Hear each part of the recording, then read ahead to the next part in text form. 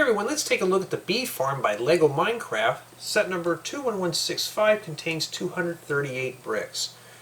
And whew, this is the last set in my personal collection.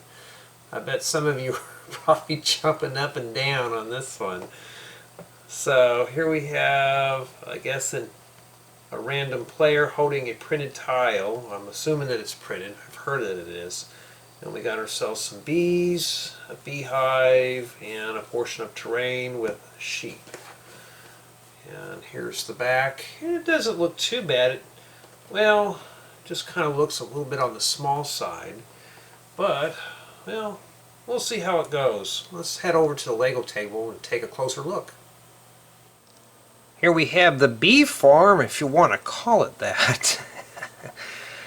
So, honestly, it is a small little build with a lot of detail, including you get 8 bees, sheep, some random player, and a random villager in the back. I don't know what he's doing there. We got the beehive, and the bee does come out and slide in and stuff. We got a couple of bee boxes here in the back, and this part of the tree opens up where you can store your extra bees. So that's where they're hiding if they're not in the hive.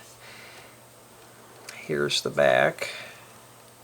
I guess you can shove something there to poke that bee through. We have an oak tree and a spruce tree, I believe.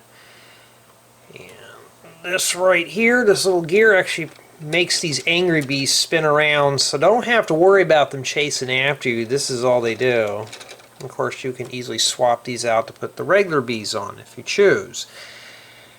And that's pretty much about it. It is a nice little mechanism, but it's just kind of, well, it's just sitting there.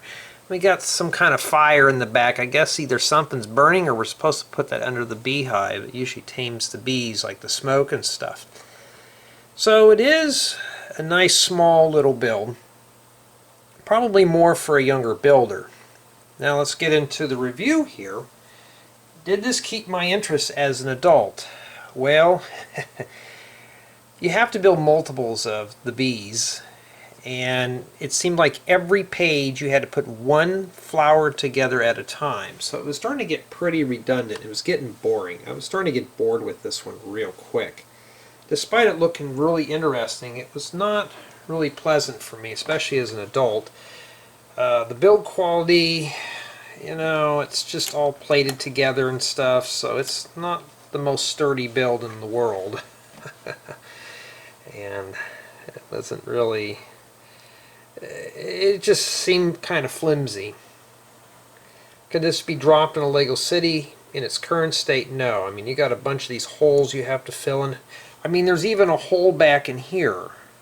Right in there. So, in addition to being pretty flimsy, by the way, these do fall off very easily, these stud flowers. So, well, these just knock off.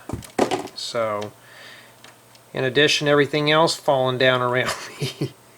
That's pretty much what it is. But is it entertaining? Yeah, I mean, no.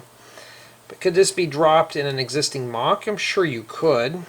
You know, if you just have to build the terrain around it a bit and clean it up. But it does have accessory value, though. You do get the villager, a random player, sheep, and 8 bees. And that's pretty much about it.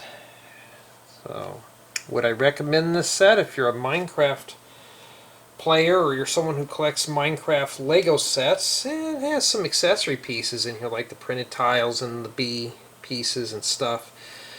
But if you're looking for this for a source of parts, yeah, there is some bricks, but not a whole lot. Lots of little plates and pieces. And of course the figures. So if you're looking for this, just to expand your collection, you know, I can't really recommend it. But for a small builder or for somebody who's getting into Lego, yeah, this is not a bad start. If you find it on sale, it'd be a really good build. But the most thing I'm excited about is this is the last set in my collection. That means now I can start hitting hardcore on the MOCs. Because that's it. I have extra space for parts now. I'm just glad to get this done.